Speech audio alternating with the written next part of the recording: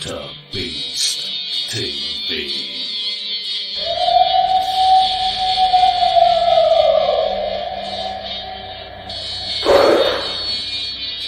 What was that? You better get a fresh dip and buckle up.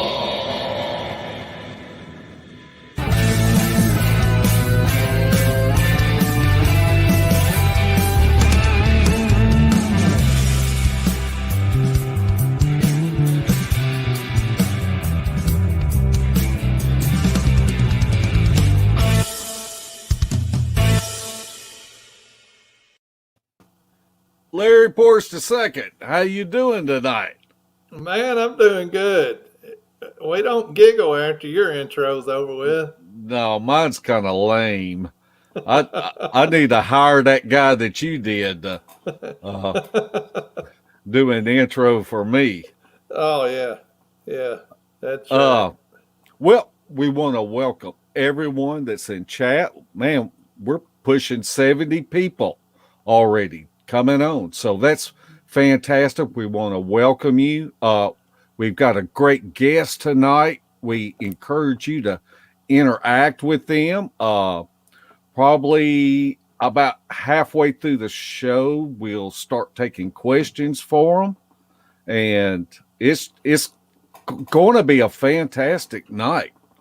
So if you don't have anything else to add, Larry, I say we go ahead and we bring him, you introduce him, and let's bring him on. Well, let's bring him on so we don't waste none of his time. Tonight's guest is back by popular demand, I believe.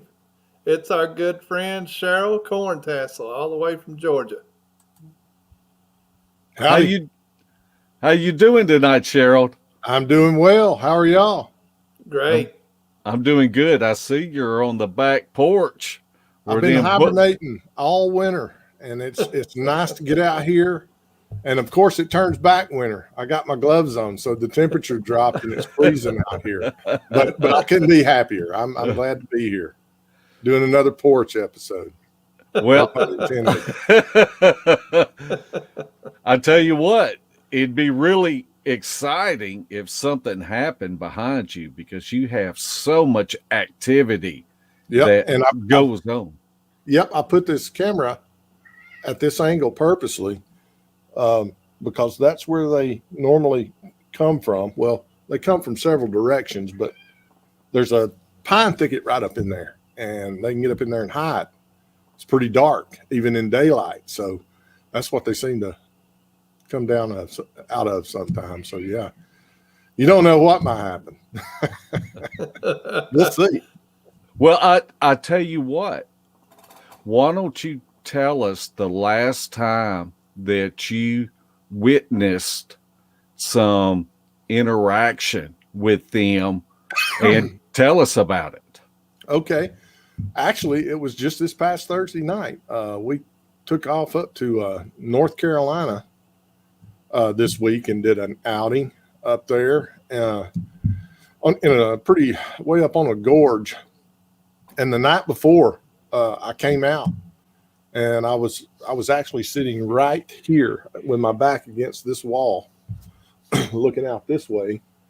And sure enough, that's what I heard. I could hear them just slow snapping and, of the under twigs and leaves and stuff. Heard him walking down. And he was looking for me. He knew I was out here, but I couldn't see him. He couldn't see me. So he starts sidestepping, or at least that's what it sounded like to me, moving right foot, left foot. And he starts inching his way around so he can get a better look at me. And sure enough, when he got it within, just here to the edge of the house, but he was standing right back off over here. I stood up and I turned and I was standing right here looking that direction straight at him. And you know what? I'd talked before on another show way back in 1976 and 1977 me and a buddy and my brother would be camping out in our backyard, and we lived at the foot of a mountain, and for 2 years in a row, back to back at the exact same time, we had two episodes where they would come down off that mountain, and what they would do, they would stand and look over this privet thicket up in the hardwoods, and they would just go left to right, back and forth, pacing. They'd stop, take a couple of steps closer, start pacing. This one here did the exact same thing. I got to thinking about that, and I said he was doing just what those were doing, 40 something years ago, way back when. And he just stood there and he paced back and forth, didn't grunt, didn't make any other noise, and just watched me. But it was like he was letting me know, I ain't going nowhere. He wanted me to hear him. And I probably stood there for 5, 6, 7 minutes, probably not quite 10 minutes.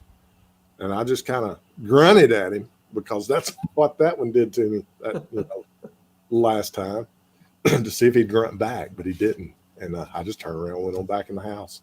And I guess he eased on. But yeah, I mean, it was getting, and I talked about last time that I had 2 of them that were coming up here and visiting regularly. Well, since then, a lot's happened. And it turns out there's 3 of them. And because I've been out here, I sit out on my porch all the time, and just the movement, just from hearing their movement, I could tell it's not 2, that's 3. But they pretty much started leaving me alone, and they quit doing all the tests, and trying to scare the crap out of us. They finally cut all that out. And what happened, I came home one day, and I'll usually walk around the property, just see if anything's happened. And I've got some firewood back here, and I got a stump where they brought stuff. I think I talked about that before. They brought stuff out of the woods, little carpenter pencils and ground stakes and things from the construction, and they'd lay them on that stump right there. Well, they left me 3, and I was going to bring them out here for show and tell, and I forgot them. They gave me 3 hawk feathers and laid them right on top of that stump right there, and placed a stick on top so they wouldn't blow away. And I found them and still got them. And ever since then, everything stopped. All the rock throwing, any of the annex that they pull, it all just kind of stopped. And about a week later, I'd come home and went to bed early one night, and like 9:30. I never do that. I usually go to bed about 11:30. And I was just worn out. I went in there and got in the bed at about 11:30, 11:45. I wake up and I'm almost in a panic. I can hear kids laughing and giggling and running right outside my bedroom window. And I started freaking out, and I thought, I got some neighbors over here that's got a couple of kids. What are they doing running around in the woods, at 11:45? And then it dawned on me.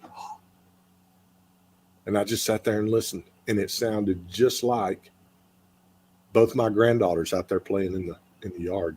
They were just laughing and giggling. It sounded just like humans. And it just kind of stunned me, and I mean, if they could bestow an honor on somebody, letting their kids play in their backyard would be one. They feel safe enough up here now. That's what that's how I take it. They feel safe enough that they'll let their kids run and play. And then I heard them about 2 weeks later. I didn't hear them as clear the second time as I did this first time. But this time, I think what it is, they might have gotten a little too close to the house, and Mama must have ran them back up the hill, because when I heard them before, they were up there closer to the top of the hill. And that was pretty fascinating. I think the last thing they did was, I think it was right after our last show, I came home one afternoon, and sometimes the raccoons will get back here and get in my trash cans. don't matter how big of a rock I put up there, they'll knock it off. And you can see the little claw marks in the trash bags where they get in the trash and strew it all over the yard and drag it down off into the woods and whatever. So I've been picking up a lot of raccoon garbage, and I came back here one day and I noticed trash was blown all over the yard. I was like, oh, great, the raccoons again. I got to clean up the yard. Pick up the trash, and I go back there to put it back in the trash can. The trash can lids are on. I walked inside, and I said, Lori, did you put these trash can lids back on and not pick up this trash out here? She said, no. So I left it for you. I can't figure out who put the trash can lids. That's a smart aleck right there. Throw trash all over your yard. Yeah. And I didn't see any of the little raccoon claw marks in the bags either. So, I mean, that was the very last time. That was sometime last summer when that happened. You ought to ask them to take care of that raccoon for you. I think they may have, because I hadn't seen them in a while. But I'm more interested in them getting this little yappy dog that belongs to the neighbors over here through the woods. He comes over in my yard and stands there and barks at me like I'm trespassing on his property. Yeah. Coyote's almost got him. That it's a pretty smart little dog. He knows to keep his distance. So Cheryl, you think the children's squatches, they allowed them to come play there because they see your granddaughters playing out there with you? I thought about that very thing, Larry. Yeah. I really did. And I said, I bet because here's what happened. My birthday was at the end of January, and a few days later on the weekend, my granddaughters came and stayed with me and spent the night over here. And that was on a Friday night, and the following Saturday, we were going to go eat birthday dinner, lunch or something. And we were heading out the door. And Lori took the two girls, and they went out first. And I was right behind them, locking the door, right over this hill behind me. Down, it goes up a hill, and then it goes back down into a ravine. Well, down in that ravine, there's a spring down there that comes right up out of the ground. And it's a clear cut, but they left a lot of trees all along that little creekway there. And that's where they tend to hang out because there's also a lot of deer that come drink out of that spring head. Yeah. And they were down off in there. And as soon as we were walking out to the car in broad daylight, they let out. There's some pine trees way back off over here. And one in the pine tree went wham with a tree knock. And then there were immediately answered by 3 tree knocks down in that ravine. And I thought that was pretty cool. And Lori and of course the granddaughters, they didn't blink an eye, but I caught it immediately. I was like, ooh, they're drinking water out of the spring back there. And that was pretty cool. But yeah, you're right. I think it may be. And I think they finally realized I'm just going to leave them alone up here. And I don't have a problem with it. I think it's a combination of the two, that I'm not going to bother them. I'm not going to turn my lights on, and I'm not going to panic and run outside. And I think they finally understand that. And they're okay. We can use this as a playground now. So they're also, I've learned a lot. And like I say, I've been here a year this month, just a little over a year. And I've learned a lot from these things. I mean, and one of the things I've learned is they're also, because this is a safe zone, so to speak, for them, they're using it as a travel corridor. And the way I figured it out is, I can't pinpoint when they're going to be here. I've kept dates. I've noted dates and times they show up, and it's just all over the map. It's weird, but what I've noticed is that they're coming in the night, just sporadically, And I think that's what they're doing, because they can get from a large tract of wooded land that goes for miles and miles all the way to the river to these mountains right back over here on the other side. And those just go all the way to Alabama with just, sparse houses out down through there. Yeah. And this is an easy travel path for them to get across the road, because that's the only thing they have to do is cross this road that nobody uses because it's a dead end. And then they can travel through these wood patches right here and not come within 300 yards of a house, except mine and my two neighbors. And they're never paying attention anyway. This guy's never there. He's gone 3 or 4 weeks, and then he'll come home for 4 or 5 days, and then he's gone again. So he's never there. And yeah, they don't have a problem passing through here at all. Let's see. I guess you want me to go on. Well, I thought Larry was going to have a question. Yeah, that's kind of what I paused for. But I don't want to ruin his feng shui here. No, that's fine. I ruined that a long time ago. My past's going to take you back in the past. I'd rather you keep going with what you're going with right now. Well, okay. Let's see. And you may not want to tell the story I want you to tell anyway. Is it the one I think it is?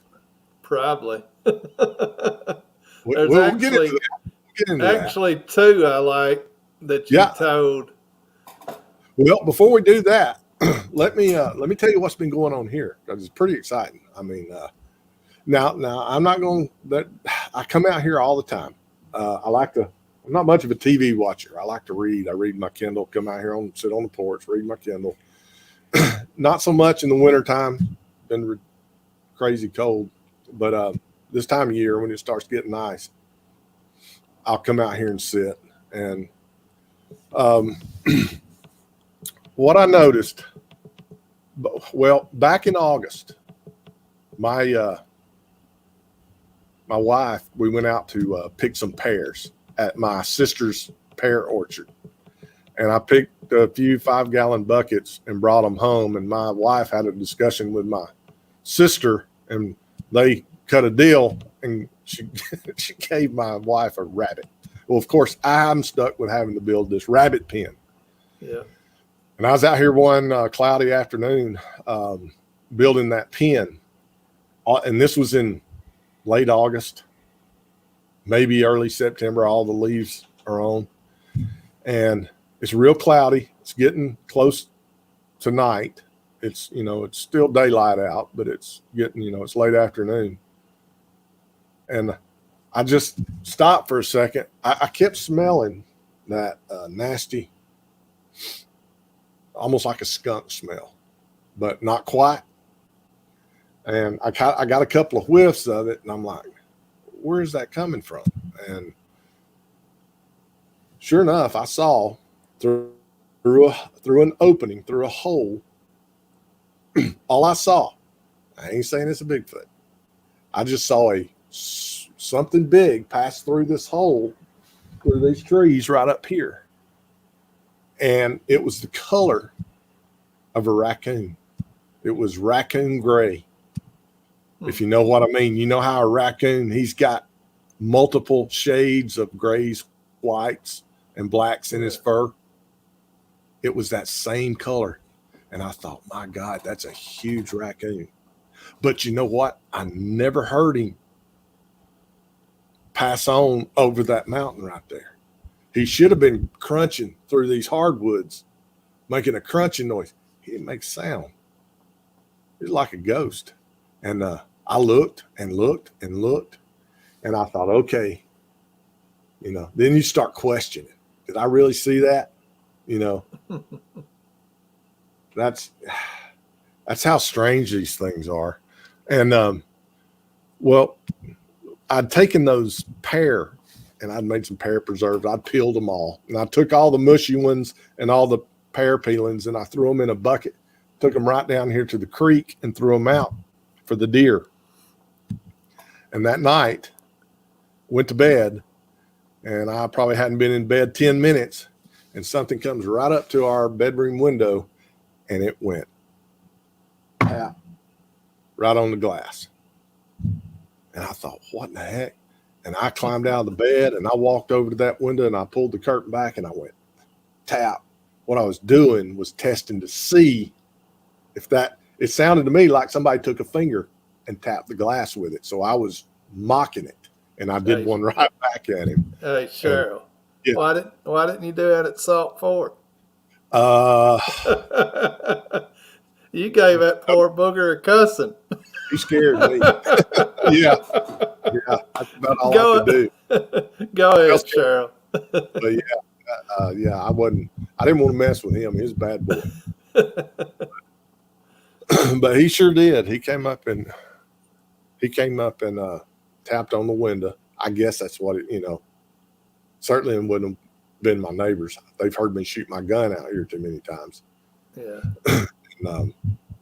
But sorry, every little sound here is reverberating through these headphones. But anyway, but yeah, I had that happen.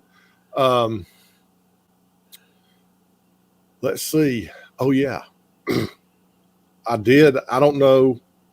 This happened. Yeah, this happened after I got them on my night vision recorder, and I put up a video for a little while, but I took my YouTube page down. I won't go into why I did that, but Lori, I was sitting in here in the living room, and she's getting ready for bed, and she says, this was back in September. We had the windows. We got a double window there in our bedroom. We had the curtains up. She's getting ready for bed. She said, come in here. What is this running through the woods? And I was like, all right.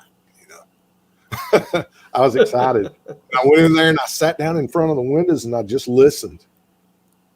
And it was just deer after deer. I mean, it was a massive, massive herd of deer just bouncing through the woods. I said, that's deer. And I jump up and I grab my night vision. It was right there in the drawer, powered that sucker on, walked right out here, stood again right here on this rail, facing that direction, and hit record. And as soon as I hit record, I was just kind of going all over looking for these deer, and I wasn't seeing any. And they whistled at me, 2 of them. And they just did just a real low whistle. And then I whistled back. I went like that. And he immediately returned my whistle back at me. And I was like, okay, they're hunting. I'm going to leave them alone. But I stood there and recorded probably for another 10, 15 seconds just to see if I could get them. And I couldn't see nothing nowhere. So, of course, when I get back in the house, I take the video that I just recorded and I sit down and I'm going over it frame by frame. And sure enough, there's 3 trees kind of standing together out here. And they were standing in those 3 trees. And when you're looking at the video, I wish I had some to share with you, but it doesn't really show anything. But if you look real close, you just see this. All of a sudden, you can see the ground litter. You can see the leaves on the trees and the limbs and everything that's supposed to be there. And then all of a sudden, you see these 2 figures that are just black. And you can almost see arm hair on one of them if you look close. So I was pretty excited about that. And I mean, they didn't run away. But they were covered. They had plenty of leaf cover. And so they weren't too worried about it. And it didn't seem to make them too upset. I did make them mad. Bear came down. Him and Tammy came down and spent the weekend with me. And, of course, Bear and I sat out here and nothing happened, but that's usually how it goes. Because I come out here on the porch all the time and, and I've gotten to where I'll talk to them. I'll just say, is anybody out here?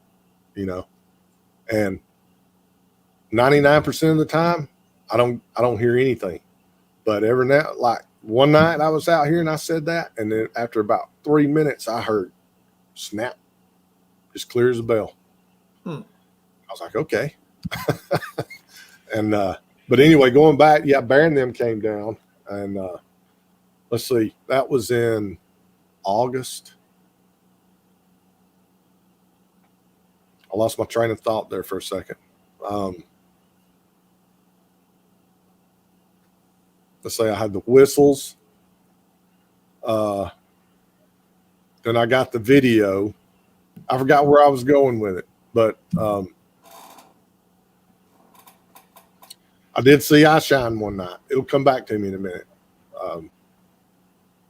I don't have any notes with me, but I did see eye shine one night. Lori was in the bed asleep about 11:30 one Saturday night. And I turned the TV off, and I was just sitting in here in the living room reading in the total darkness.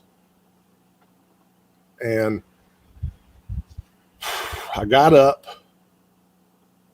and fellas, I might have to, hang on a second. Let me push you in a little bit. I'm starting to get some sprinkles blowing in from the north. So I'm going to try not to make anything here. I apologize. It's all right. You take your time, Cheryl. We were hoping a booger was hitting you in the head with a pine cone or something. Yeah, we're not done yet. So anyway, sorry about that. But yeah, as soon as I went back to the bedroom and opened the door, I saw these two yellow eyes, just as plain as day. It was like he had his hands on the windowsill and was squatted down, because they were, here's the bottom of the window, and you can see these two great, and they're just barely glowing. It's not bright at all. They're just barely shining, and they're a whitish yellow color. And as soon as I swung that door open, I'm facing right at that window, and I can see him, and all of a sudden I just see, whoo, it just turns, like it bolts away. And that was pretty interesting. Let's see. They disappeared, I'd say, around November. They didn't come much during the winter. And that's why I said earlier when I was talking about them passing through, they probably 4 or 5 weeks went by from November to December and didn't hear nothing. And one morning, got up, go to the bathroom, 4 o'clock on the dot every morning, never fails. And I wake up, and where my bed is positioned, you can look through my bedroom door and you can see my front door. And my front door is one of those typical oval shape. It has that oval shaped glass in it. It has that diamond cut mosaic, frosted pattern in it that gives you some privacy, but you can, see light through it. And I raise up out of the bed and I look, and through that oval light, that oval window, I can see blue light shining out there. And I thought, here we go. And it's bright. I can't see a ball of light. I can see residual light. You know what I'm saying? Like if it were a flashlight beam, it was just light coming, emanating. And I just slowly start walking to the front door. And as I get closer to the door, the light starts to dim. And then it goes out completely. Well, my porch is recessed. And that front wall over here, where that was coming from, was in front of my kitchen. So, of course, I go over to the kitchen to see if I can see light coming in through the windows over the sink. I didn't see anything. So I just went to the bathroom and went back to bed. I thought that was pretty weird. And it's not the first light I've seen out here. I saw them back in March 2018. I'd run a water line 650 feet from the top of this hill all the way down to the bottom of the road, the driveway.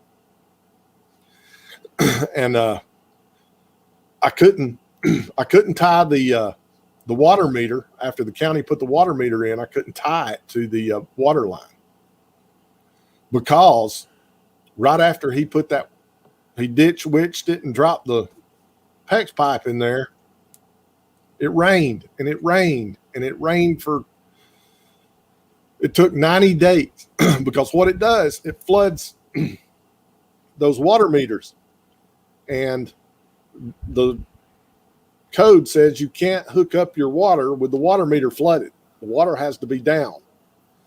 And I understand that, but we couldn't get the water down. So, I mean, I was down there bailing it out with plastic cups. And I'd call him, hey, I got the water down. Come, and, you know, and an hour later, it'd fill right back up again from all the rain. And, yeah. And anyway, that kind of lost my train of thought. I can't think tonight. I'm not doing a good job. But anyway, that's when what I was doing, I was coming out here and I was checking that water. And I would come every night after work. And I got out here and it was right before the time change, March of 2019. And I'm coming down the road. And the road I live on is dark. I mean, it is dark. Houses are set way back off the road. There's none close to the road. And I'm driving down through there. And you know how you're driving through town and you'll see a light come across your glass, your windshield. That's what I thought I was seeing. Something came out of the woods. It was a light colored orange ball of light. Came out of these woods right here at the edge of my property down there and shot right across the road. So I stopped because I thought what I was seeing was a light reflecting off my windshield. But there weren't any lights to make it reflect. It was total pitch dark out there. And I stopped and it keeps going. And it goes down this driveway in a farm across the road. And that driveway goes down and it crosses a bridge where the creek goes under it. And this light, and it's moving. I guesstimate between 35 plus miles an hour, maybe 40. I mean, it's moving fast. And it goes down, and as soon as it hits that creek, it makes a sharp right and takes off down the creek, and then just poof, it's gone.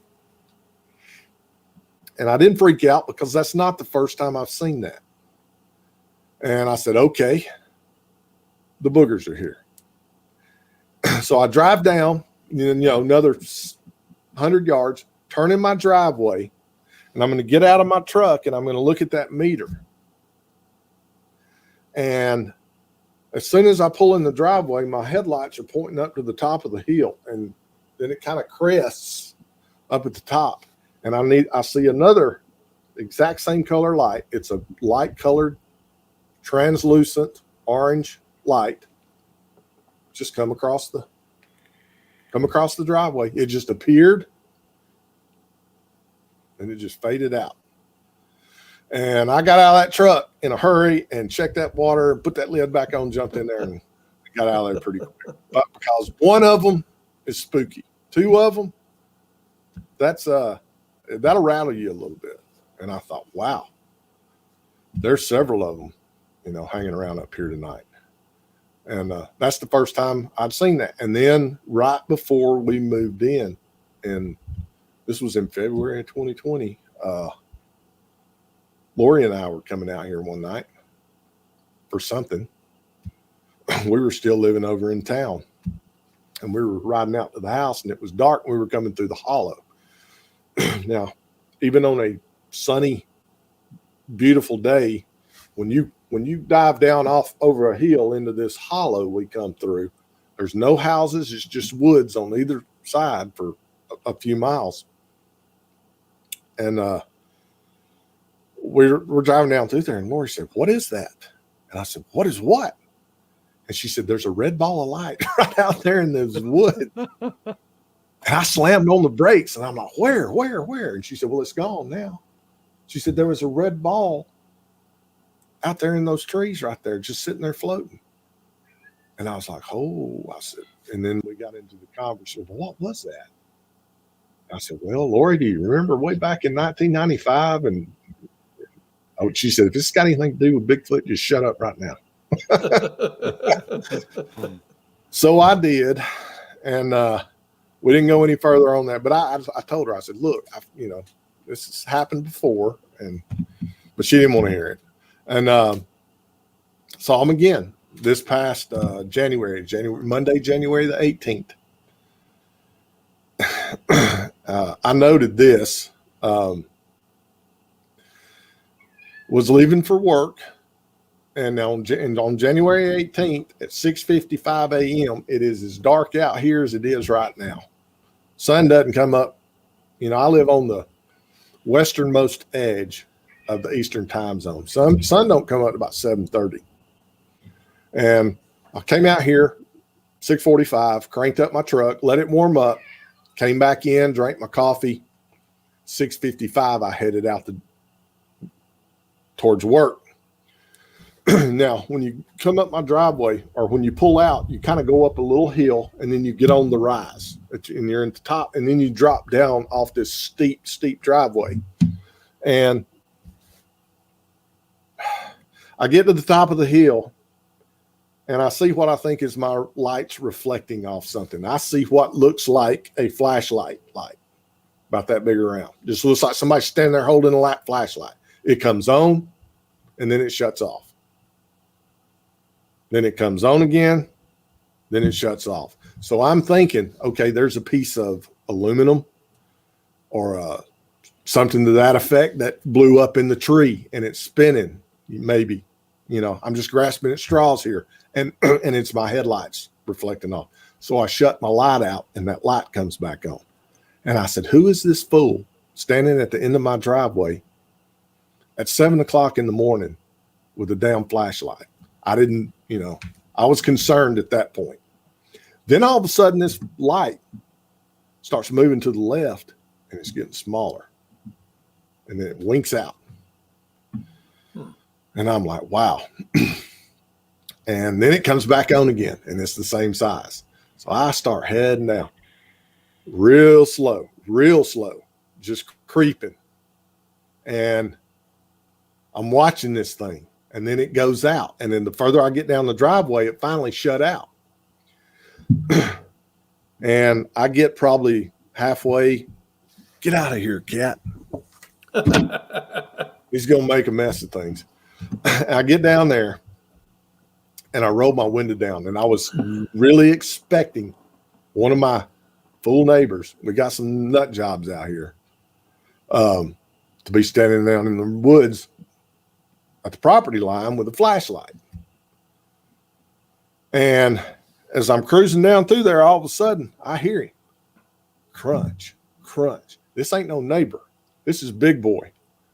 And he's, if I had been out there without a light trying to walk through those woods, I would have broken my shin on one of the logs or something.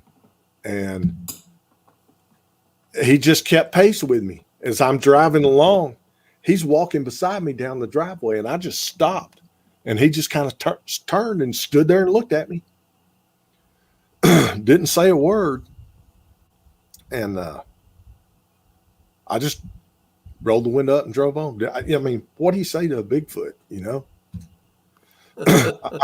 I've run into a good bit of these things, but every single time it happens, they'll leave you speechless.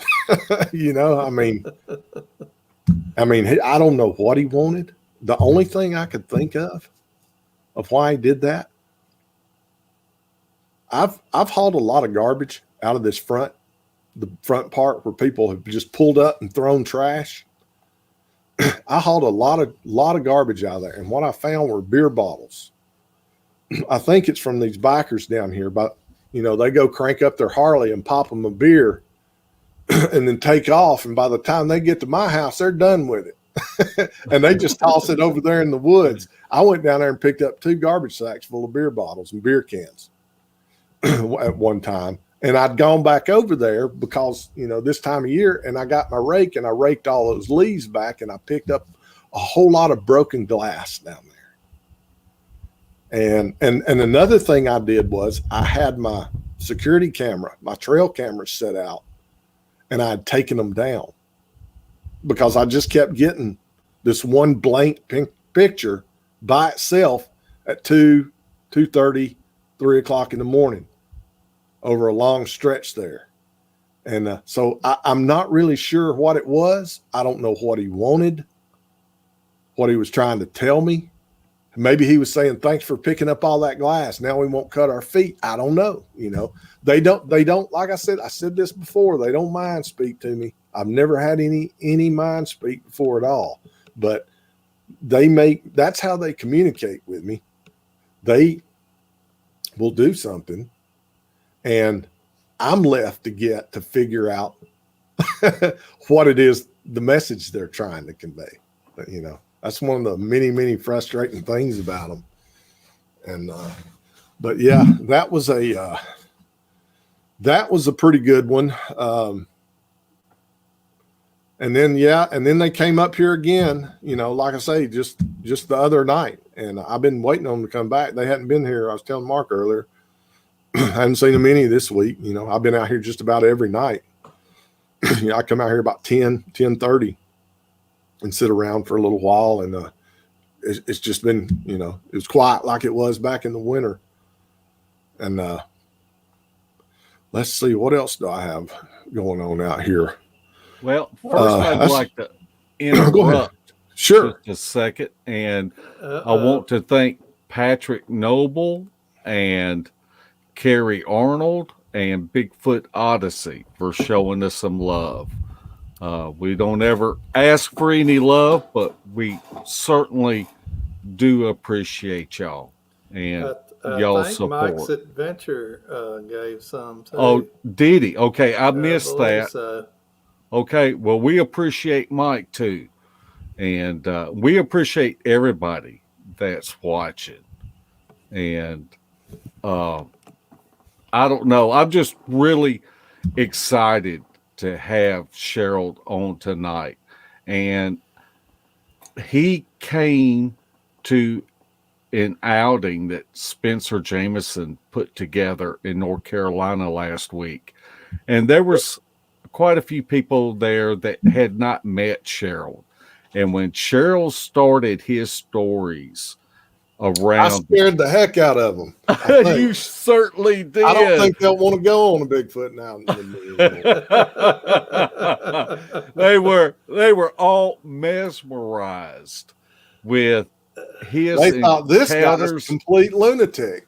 But I'm used to that. So yeah. I gotta say, Cheryl, whenever we go out, I feel safe because I know they're always gonna mess with you.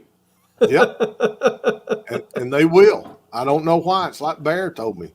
He said, Cheryl, I don't know why. Oh yeah, that reminded me. I lost my train of thought earlier. Going back to Bear. One more quick story. I got a new microphone. I have taken up audio recording.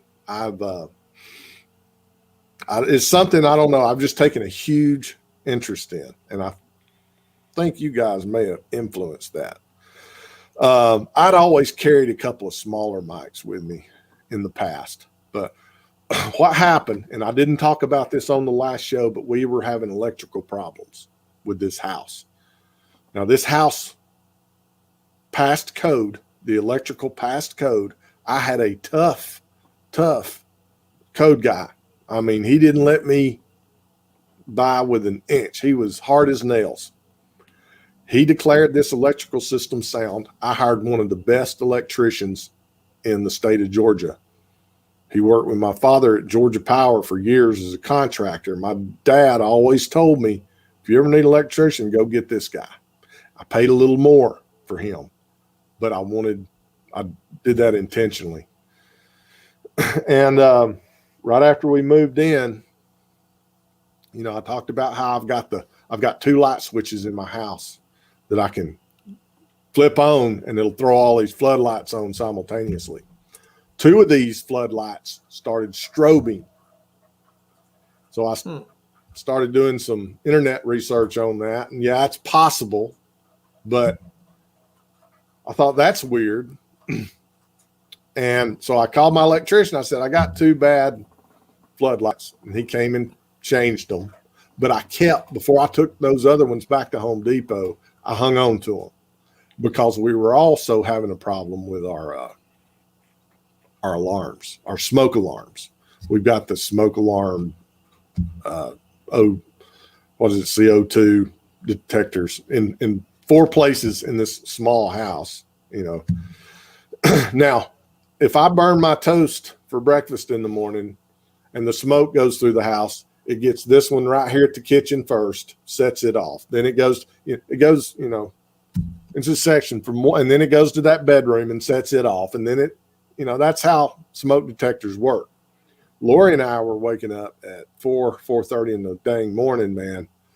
All 4 of them simultaneously were blasting. We had that happen 4 times between the hours of 3 a.m. and 5 a.m.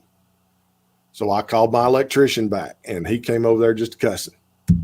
Ain't nothing wrong with them smoke detectors. I've been putting these things in 40 years, you know. He got on to me hard. He said, there ain't nothing wrong with this. I said, well, he said, there was smoke got in here from something. You had your window open. No, I don't know. So he checked it out. He said, everything's sound. Everything is sound. So I call a buddy of mine. I've worked with him for 20 years at Case New Holland, and he's an electrical engineer, brilliant. I mean, he's this guy's smart, super smart. He designs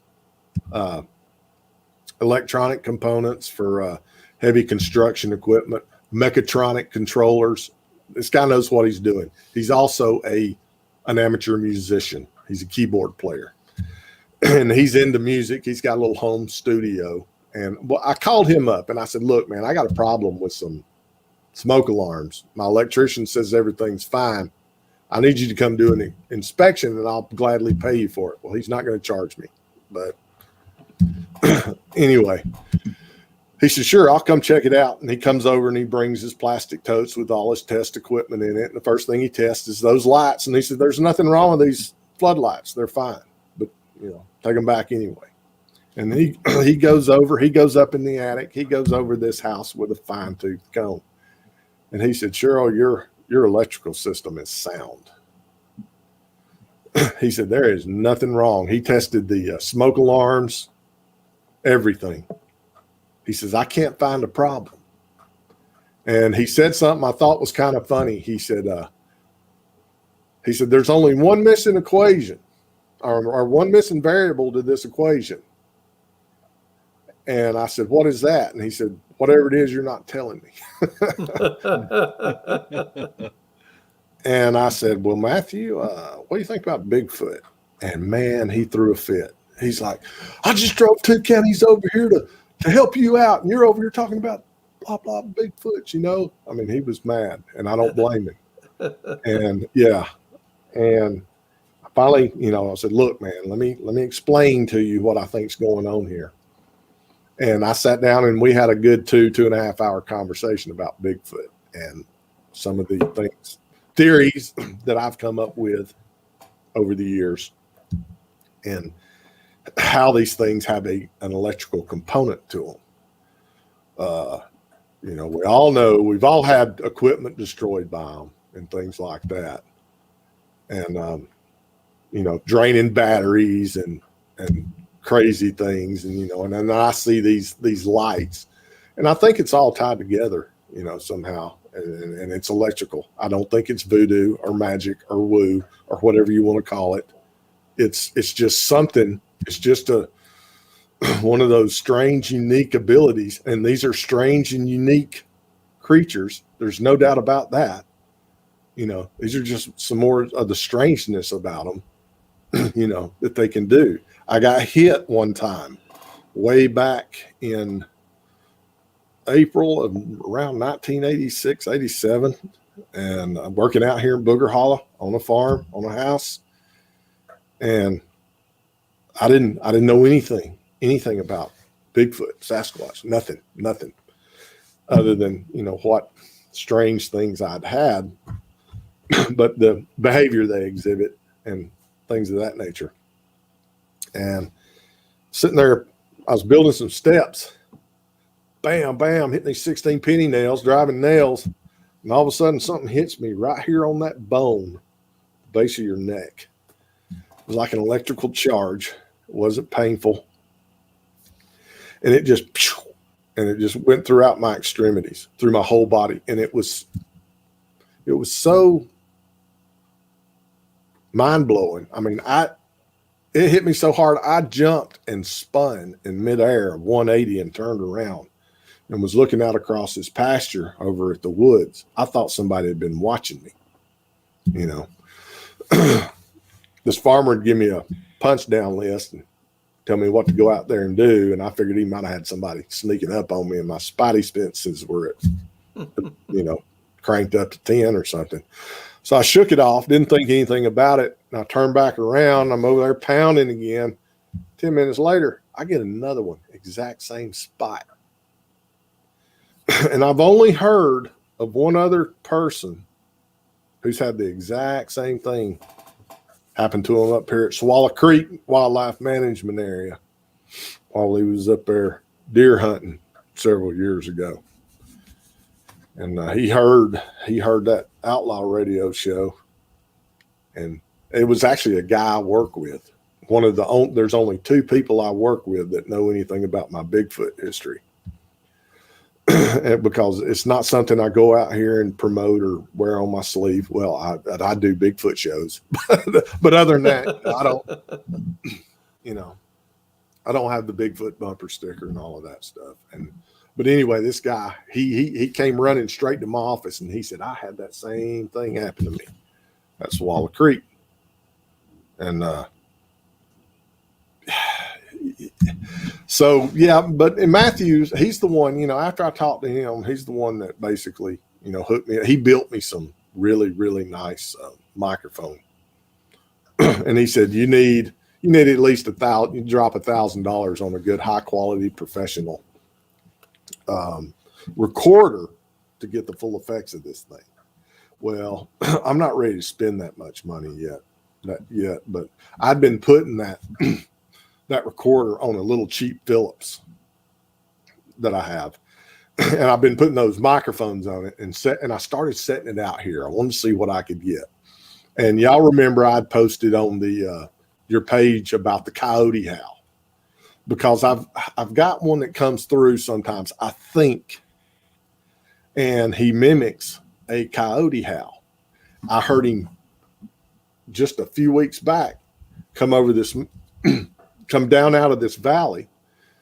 Then he headed up over the top of that mountain and went back down the other side. And about every 10 seconds, he'd do a little coyote howl, which I thought was unusual for coyotes, because what normally happens is the alpha coyote will come out and he'll do his long howl, and then all his pack will join in with the yipping and the yapping.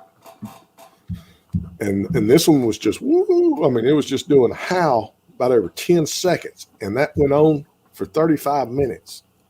And I caught that on a recorder. But one night, going back to what I was talking about bear, the only time, and this was the first time I ever got scared out here. And when I say scared, it rattled me hard. I'd set this recorder out, had it sitting right here, one point that way and one point that way, because it's 2 separate microphones. And I could hear them. I got them on recording, on audio recording, walking around out here in the woods. Every now and then you'll hear it's that deep. I mean, it's not loud, but the deep bass rumble in it will echo off these hills. I mean, and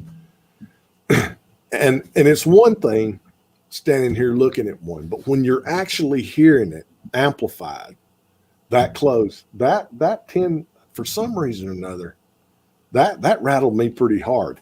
Then at about 1 o'clock, and then at 1:30 that morning, they walk up here on this porch and they start jiggling my door handle. And when I heard that, I got sick to my stomach. And I'm like, oh my, I mean, they did just exactly like they did Kane Michael. Yeah. You remember when he put his recorder on his screened in porch, they came up Yep. there and tried to get in his door. They did the exact same thing twice. Now, what I did when I recorded it that night, came home from work that afternoon and started listening. And immediately I bring my recorder back out here, set it exactly how I had it. And I get up and go over there and I rattle that doorknob. And then I did a side-by-side comparison. And that's when I almost threw up. I was like, oh my God, that's exactly what they were doing. And it scared me so bad. I called Bear. I said, Bear, I messed up, man. Of course, I used some different verbiage. And he said, let me tell you something. He said, don't worry about it. He said, the only time you got to worry is when you wake up in the morning and there's muddy footprints all over your floor. He said, that's when you got a problem. And that brought me back down to earth real quick. You know, I was like, yeah, you know, he's right. And I think at that time they were kind of sending me a message. Probably don't want to be doing that. So I didn't put a recorder back out for a long time. And now I just before we went on this outing, I got me in a new, much better recorder to go with this high-end microphone. It's custom built. And I'm fixing to, because, and I was telling Shelly this up there the other day. I said, I don't care if I ever record anything again. I want to get those kids. I want to record those kids out there playing in my backyard. I think that'd be pretty cool. I agree. That would be. Yeah. Yeah. If I could get that, I'd hang it up. But you know, that's not going to happen. But I should be having some pretty good audio coming soon. I mean, I'm going to start working this thing real hard out here. And, you know, I've got the convenience. I can leave this thing in the house and just crack the window and set these microphones up in the window, you know, and man, I can record all the night sounds out here. And it's pretty cool. And but then that's pretty much it. That's all I've had going on. Let's see, I can't think of much more they've done out here other than that. They, like I say, those three have left me alone, but I think I've got these new ones coming in because they were a little more aggressive. Because on the Wednesday night, before we went to this outing, on that Wednesday night, you know, when he walked up to me on Thursday night, I walked out that door and immediately, I wasn't even swinging the door back to close it yet.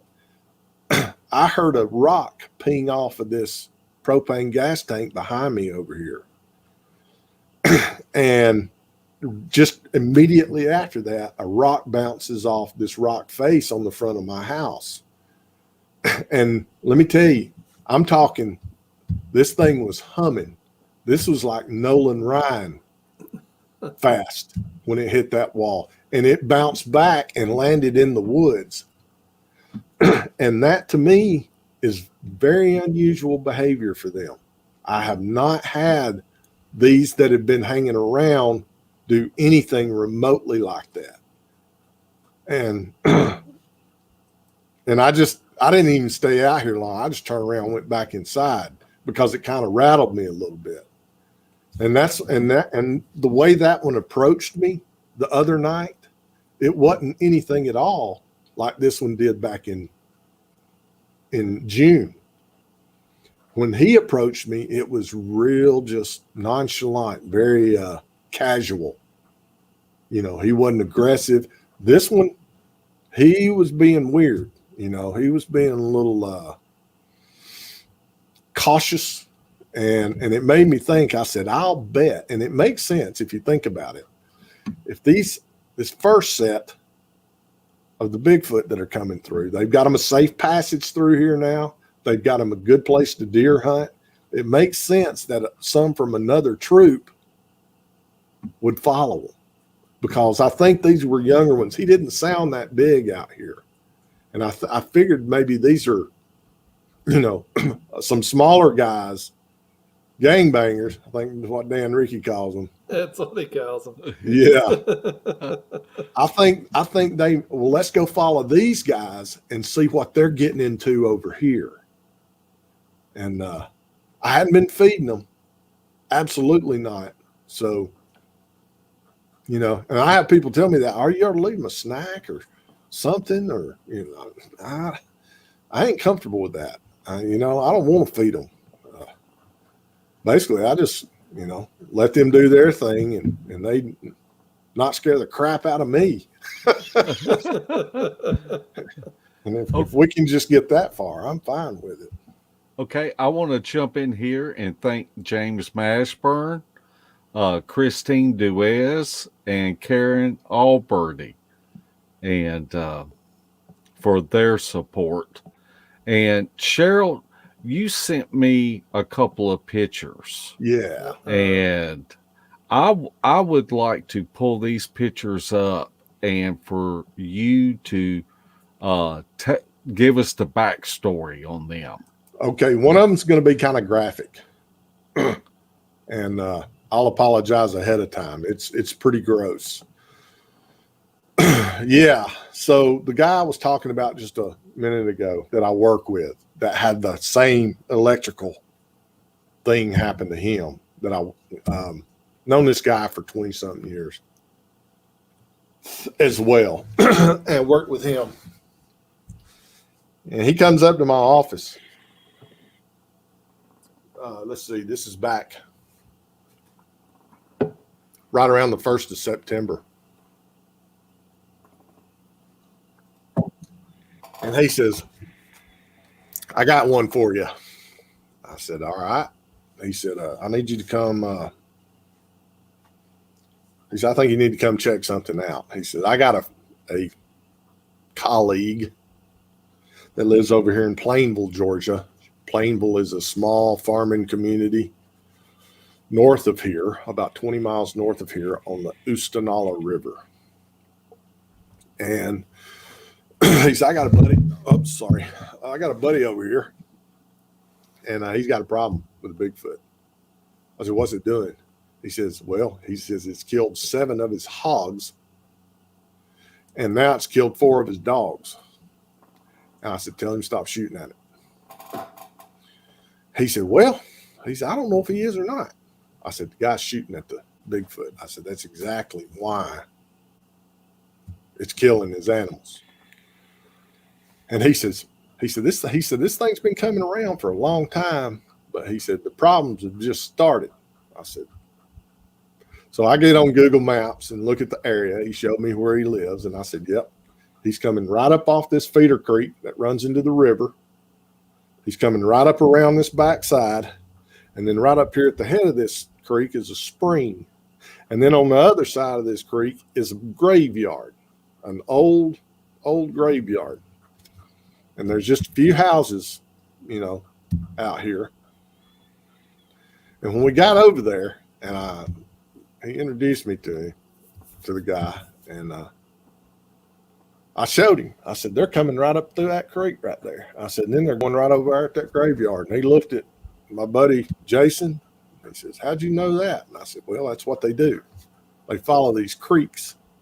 He said, yeah. He says, I've heard them over there going along that creek line, 1, 2 o'clock in the morning. And he says, we've heard them out here making noise at the graveyard.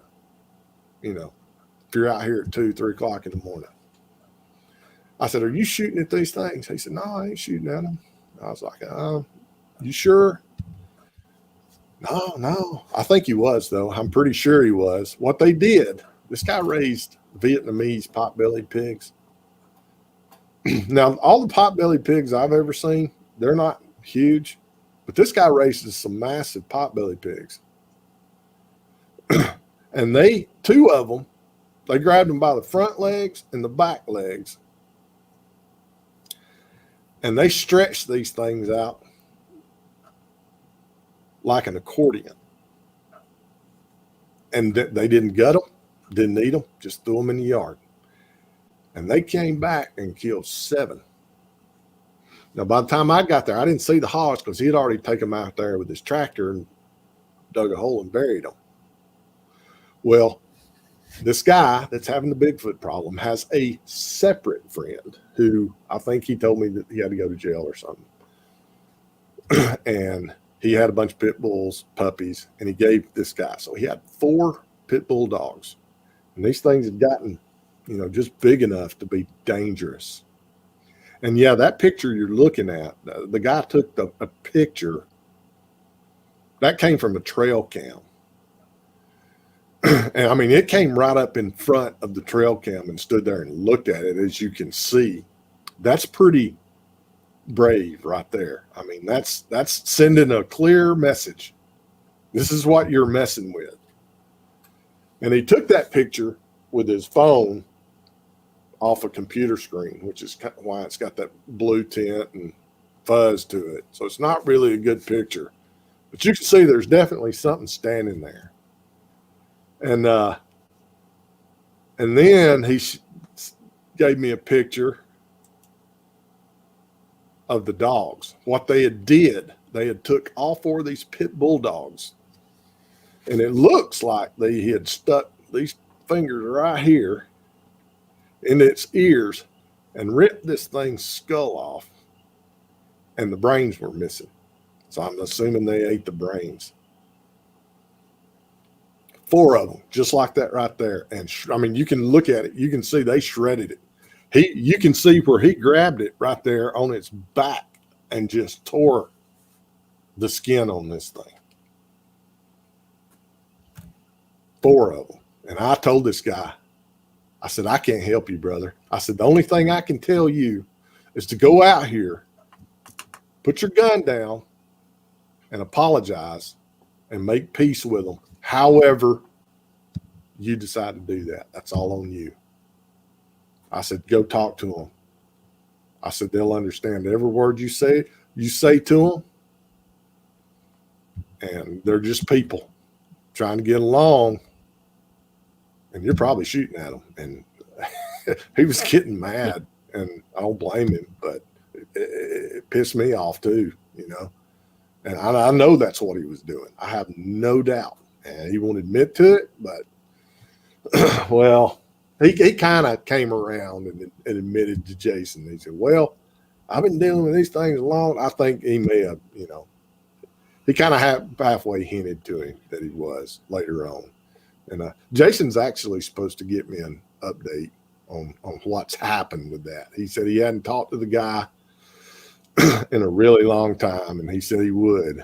And if I get any news back, I'll post it on the site or something. And but it's that one. And I left. I told him, I said, man, this guy he can either make peace with him, or he can just live with it. It's his choice.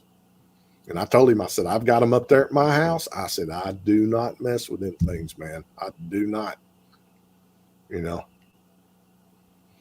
Sometimes they'll come up. Sometimes they'll let their presence be known. But, they don't mess with me anymore. And, well, these new ones kind of did a little bit. And I'm interested to see what shenanigans they might be up to soon. And if it gets too much, I'm just going to stand out here. I was telling y'all the other night, I was going to stand out here in my recorder all night long, just record them. And just see what happens. I'll get them one sooner or later. And if they want to start all that rock throwing and crazy stuff. I mean, I'm gonna do them just like these here. Hey, look, man, I ain't got no problem with you. I'm gonna tell them the same thing if it is a different troop, and it very well could be one, but I don't know that for a fact. They won't let me see them. Now, Larry, you had a couple of stories. Can you believe how fast this time's going by? Now, you had a couple of stories. Why don't you jog Cheryl's memory on this and let him tell these stories? Well, Cheryl, get you a drink. I hope that ain't moonshine. No, sir. Not tonight. I want you to tell the story about you and your buddy walking up the mountain and the lady walking down the mountain. Okay. Oh, hey, before he starts that, Larry, I had Cheryl tell that story to the guys at the campfire in North Carolina that you were not invited to, by the Yeah. way. And Is that why Anthony and Spencer were spooning?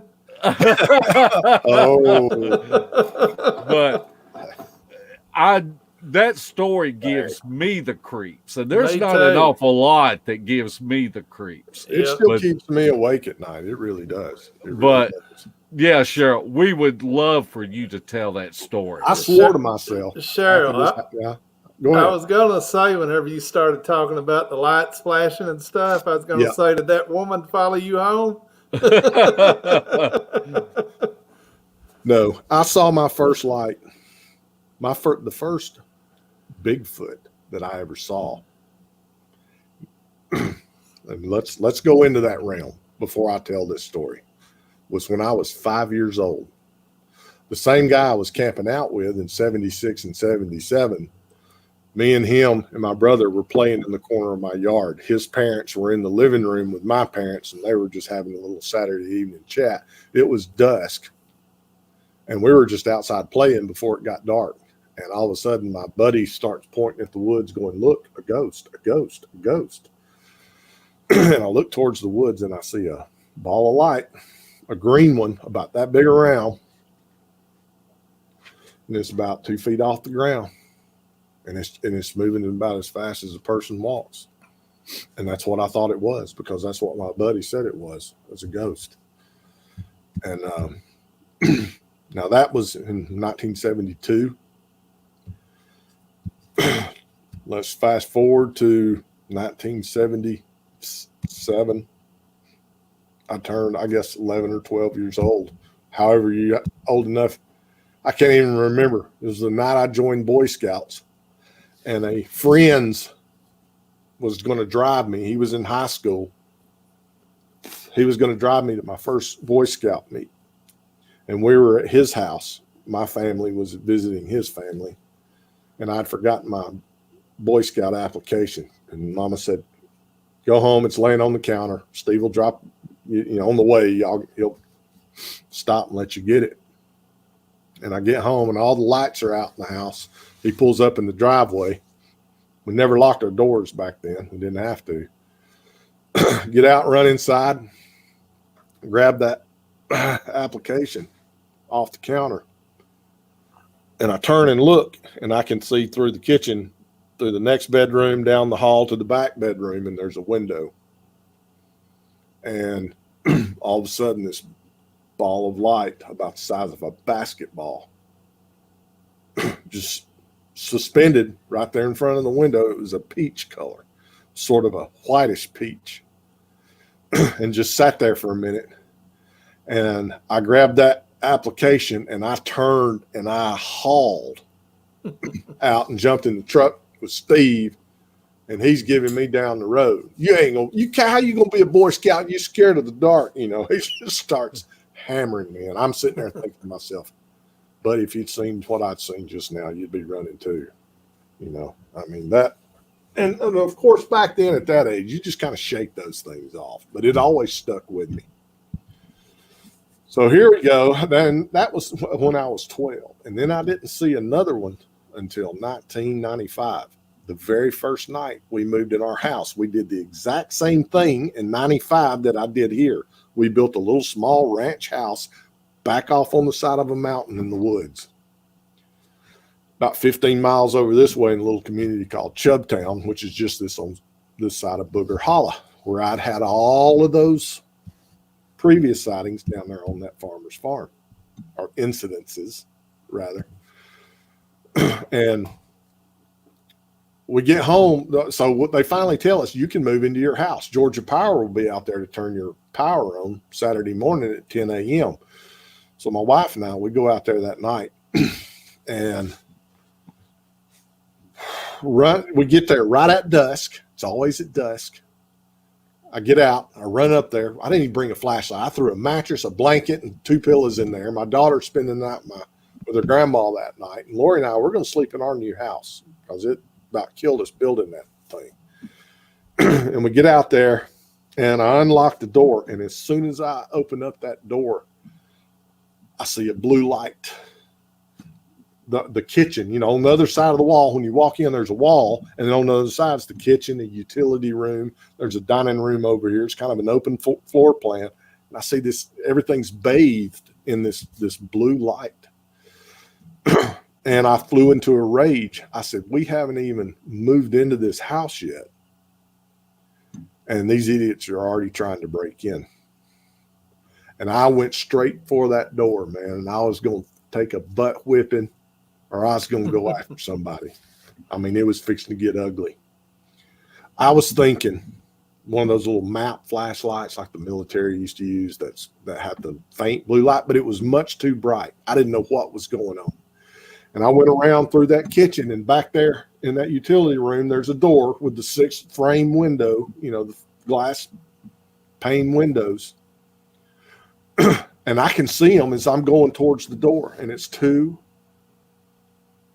blue balls of light, beautiful, beautiful balls of light. And they have clouds in them. And it looks like they got clouds and they're swirling.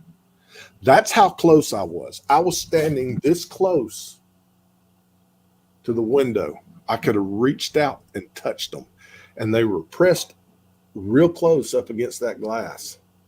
And as soon as I jumped in front of that window, now this happened all in a split second, they went, boom. Just like a human person would. If there had been 2 humans standing there and I'd have jumped in front of that window and scared them, they would have jumped back just instinctively. And that's what these 2 lights did. And they didn't go floating off into the woods. They were on a 4-foot by 4-foot little deck porch right outside that door. And these 2 lights lined up one directly behind the other and went down those stairs just like 2 people would. They moved just like 2 humans. And I'm going, Lori, I'm just yelling her name over. You got to see this. You got to see this. And they start going towards this great big oak tree that's in the side of our yard. and I'm screaming, Lori, and she comes out. And as soon as they got to that oak tree, they just vanished into it. And I turned around and I said, we got ghosts. And she's like, what was that blue light? And I said, we got ghosts. So again, and it didn't register from way back in 1978 or 1972. It didn't register with me. It wasn't until so here we go. Now we got 3. And then a couple of years later, I come home. I'd been working really, really late hours. Came home about 11:30 one night. It was in the wintertime because there were no leaves on the trees. And up on top of the mountain behind my house, I thought, that's the biggest, brightest moon I've ever seen. And I'm like, that's not a moon. I thought somebody was up there with a giant spotlight. I mean, it was bright. I thought somebody was up there spotlighting. I know one of my neighbors had a shooting house up there on his side of the property line. And he would hunt, excuse me, he'd hunt deer up there. And all of a sudden, and now when I say big, we're talking the size of a Volkswagen. This light just starts moving across the ridge line. And I watched it go about 200 yards before it just winked out. And this thing was huge. I thought it might have been a UFO. So again, 2 years later, I did not link that with what happened at the back door or what happened all those years ago. And it wasn't until probably I was in my early 40s, maybe 10 years ago, 10, 12 years ago. I was listening to a Bigfoot blog talk. Remember Blog Talk Radio was before YouTube. And it was a Midnight Walker show. And he had Tom Burnett from Old Fort, North Carolina, close to where we were just this past week on his program. and he was talking about, so he'd set out a trail cam, a celluloid trail cam back in the 90s, and was trying to get some pictures of whatever was coming up and out and eating out of this pile. And he asked him, he said, well, did you ever get any pictures of any Bigfoot up there? And he said, no, the only thing I was able to get were these strange orb-looking lights. And Alex says, I know about those lights. And I nearly rolled over in the floor. I literally came up out of my seat. And that's when the light came on. So it's not like I went out, woke up one morning and said, I'm going to go join Team Woo, you know? Okay. This is a progression of time, a series of events that have happened. And now, as I'm getting older and I'm going out and pursuing Bigfoot in the woods, it's intensified. It's ramped up. Now I'm seeing more and more and more of these lights. And now when I see them, I'm not sitting there with my mouth hanging open and my eyes saucering out of my head. You know, I'm just like, okay, here we go again. You know, we saw some lights when y'all came down in 2016 on that road out there in those woods. And there they are. They always show up when these Bigfoot are around. And yeah, so going back to your story, so that's how, you know, I just wanted to, you know, share with you that's, you know, I was forced into seeing this how I do today, you know.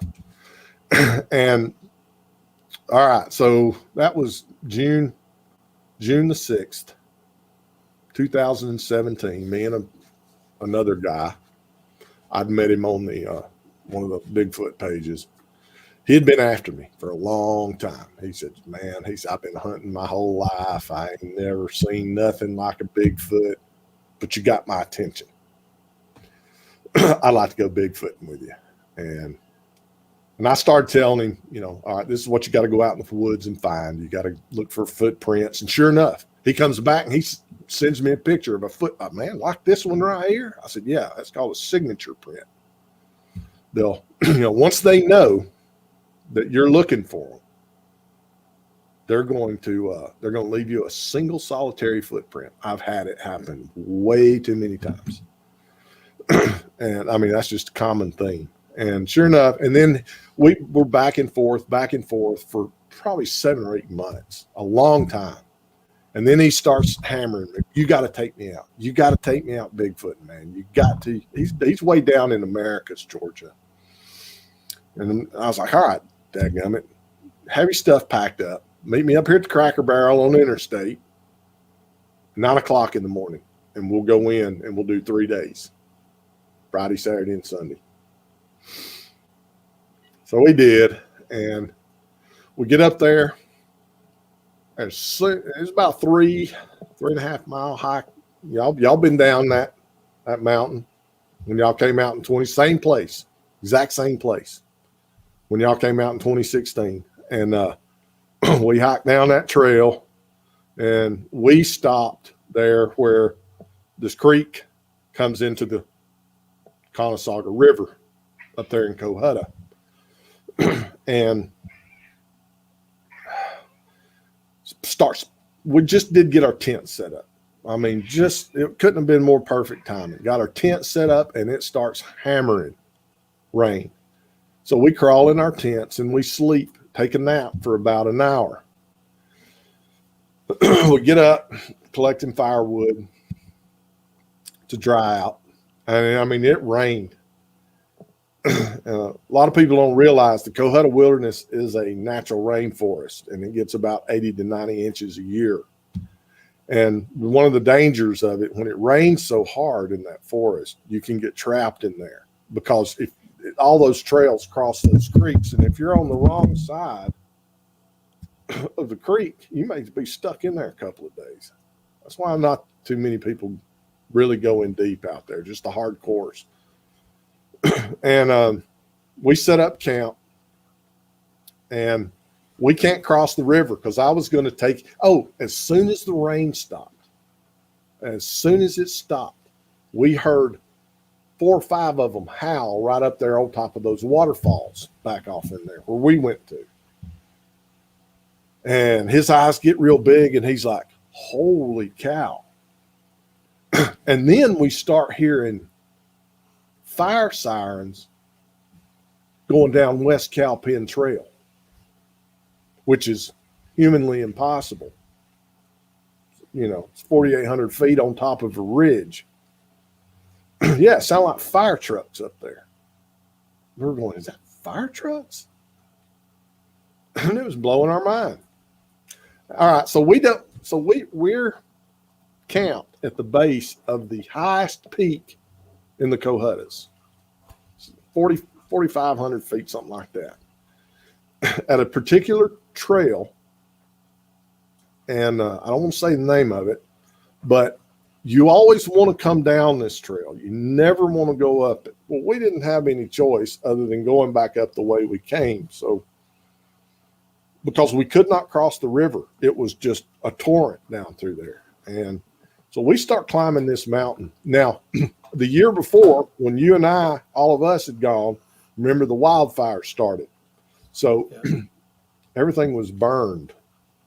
And we had to cross 5 creeks from the time we left the car till the time we got to the campsite. So we're soaked from the knees down, and we're picking up all that black black debris on our pants. So our pants from the knees down are a black color. And, from the soot. And we're sweating, and we'll take 15 steps, and then we'll hug a tree and sit there and suck wind. This is a brutal, brutal, brutal 55-degree climb straight up a mountain. And us, we're killing ourselves. And we finally get up high enough to where there's that creek. We're on the left side of that little small creek, which wasn't a problem crossing because it's not that big. And we're just sitting there, and I start hearing what sounded like talking in a very, very, very deep voice echoing up out of that gorge down by those falls. Now you hear the rushing of the water, but below it, you can hear what I thought was talking. I said, Brad, listen. I didn't want to say his name, but I said, listen, you can hear, do you hear talking? He said, I can't hear it. I said, I can hear it just fine, no problem. But I said, it's really, really low. I said, you got to hear past the water. I can't hear it. So I start doing, I'm not a caller, but I did these sort of pitiful whoops and I whistled at them. I know whistle at them, that makes them mad. And we hung around a little while, and we decided to start heading back down. This is about 5 o'clock. Hang on. If I don't let this cat in, he's going to sit here and scream at us all night. Give me 1 second. How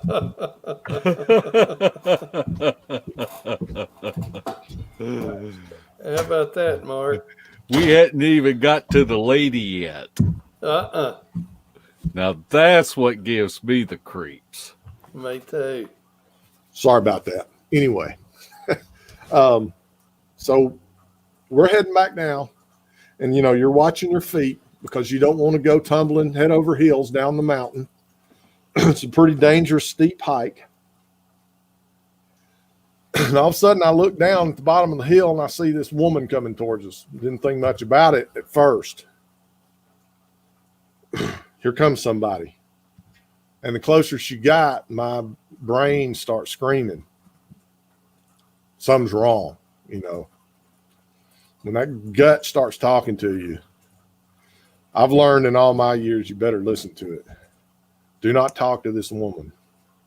And she's getting closer and closer and closer. And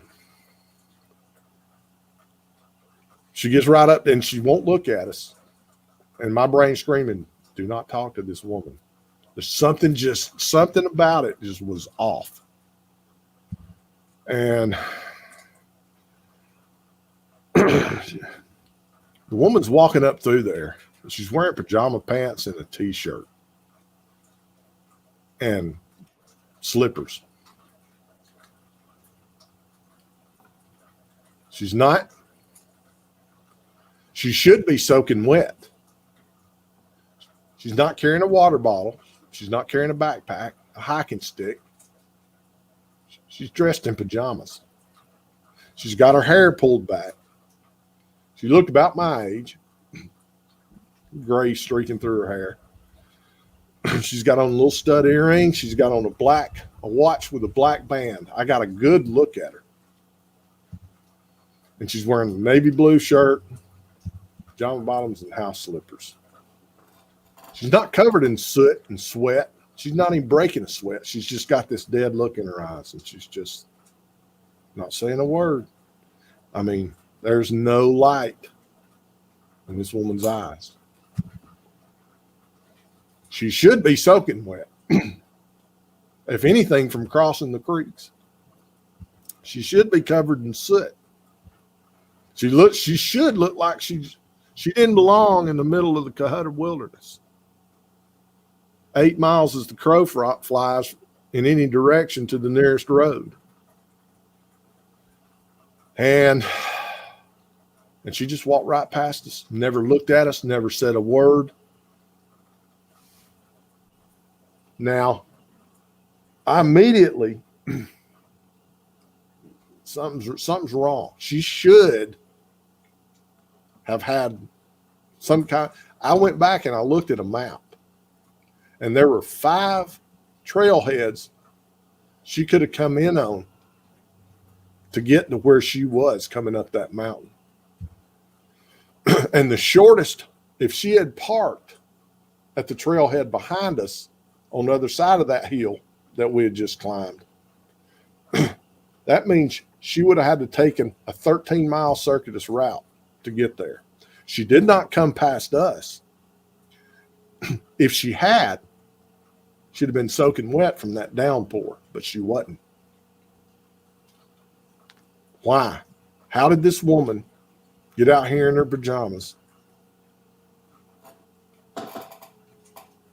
None of it made any sense at all. So how do you get that out of your head? So we go back to camp. And this was all like some bad omen, is how I took it. We go to camp, finally get a fire started because all our wood's wet. We got a low fire going. We're cooking our dinner. It gets dark. It gets dark there in those mountains right between 9 and 9:30. About 9:30, we had our fire ready. We're cooking, and we eat. So I'm guessing it's around 10:15. And I went over there, washed my dishes and everything, and got ready to settle in around the fire. And we're right next to a river, Conasauga River. It's usually about knee deep, but it's a fast flowing mountain river. And it's about 40, 45 feet wide. It's not a big river at all. And we're just sitting there talking. And all of a sudden, I'm sitting here, Brad's on the other side looking at me, and I can see down this side of the river, here comes this blue light. It's right on the other side of the river. Same thing, about the size of a volleyball, just like so many I've seen before. And it's just coming through the bushes about as fast as a person walks. And it winks off and it winks back on, just like a lightning bug. Winks off, winks back on. There's some hippies right up the stream on the other side of the river from us. They had set up one of those teepee tents. They had 5 Weimaraner dogs. I don't know why, on leashes. And they were all piled up. It was a hippie couple, and they had these 5 dogs, and they were all piled up in this tent. And we watched that light for 20, 25 minutes just move up and down the banks of a long time. I didn't time it, but it was a long time. It probably moved up and down that bank 7 or 8 times, and it would go over right up next to how they didn't see it. They had to be asleep I don't know how they didn't see it, but it would come right up to the edge of their tent, and then it'd back off, and then it'd wink out, and then it'd be on over here. Brad's over there going, well, you can just imagine what he's saying. He said, what is that? I said, that is a booger. He said, there's no way in hell. I said, that is a booger. I said, you just saw your first one. He said, Cheryl, that's a light. I said, just wait. And that's when all hell broke loose. This thing was keeping us distracted over here when they came in behind us. And we heard a loud, like one of them just broke a tree branch. And then one of them jumped down. God, he had to jump 20, 30 feet from the top of a tree. And it sounded like a Coke machine hitting the ground. And then they weren't yelling and hollering and screaming and carrying on. They weren't making any noise other than the noise they were making. They were stomping their feet and snapping limbs. And one of them, a giant one, came up behind this big hemlock tree, big old giant hemlock tree, and got behind it. And Brad's going, he's behind that tree. He's right there behind that tree. And he's got this powerful spotlight lantern with him. And he goes and raises it up. And I said, Brad, do not, and didn't even get it out of my mouth. He lit that thing up, man, and it went, just let out that tiger growl at you. And I was like, oh my God, here it comes. Here it comes. And and they were just, and then there were other hikers further on down, and they were going after them. And you could see them, they were running and scrambling. We could see them off through the trees, and they were getting their fire built up. And then pretty soon they had a big bonfire. So it wasn't just us. And these things were all around us. And they stayed on us probably for the next couple of hours. And what we'd been doing earlier, because it rained so hard, we found a down hemlock back off in the woods. And we were going up in those woods and snapping those limbs off. And that's because it was sitting up and it was drying quicker. And plus, most all the other firewood had been picked around there. But we had us a pretty good source. One came and stood in between our camp and that tree because we were running out of fire. We were running out of firewood. And we had to go get some more, and it wouldn't let us. And that thing was standing there cackling like a raccoon. If you ever heard a mad raccoon start making that rare noise, it sounded like an 800-pound raccoon. And Brad and I started walking towards it with our flashlights. And I had this little old Streamlight flashlight, 200 lumen. And as I started getting close to it, that light started dimming. It was like it was draining the batteries. And I said, oh, my batteries are gone. And I turned around and I walked back towards the camp. And it started working again. It blew my mind. And oh man, and it just went on and on. And finally, I think they hit us with some infrasound pretty hard because I got so freaked out, so scared. I went and drug my tent that was sitting way back off over in this corner. I get and set it right next to Brad's. I said, I'm sleeping next to you tonight, buddy, because we ain't getting out of here. Because all I wanted to do was grab my stuff and run back up that mountain and get in the truck and leave. I'd had enough. And I mean, it was terrifying. And finally, all I could do at one point, Brad's watching over here. I'm watching the light back off over here. And at one point, and this is what freaked me out the very most. I saw, if you imagine a person on all fours and they're looking down at the ground and then two beams of blue light shoot out of their eyes. That's what I saw this ball of light do. I saw a beam of light shoot out of the front of it. And it turned and it looked straight at me. And I could see 2 damn eyes inside this blue ball of light. And then it shut out. And we hear splash, splash, splash. This thing's coming across the river. Something massive is stomping. You can hear the rocks under this thing's feet. And it's splashing, coming straight at us. And Brad and I both jumped up and ran over and lit this thing up. And there wasn't nothing there, man. Nothing.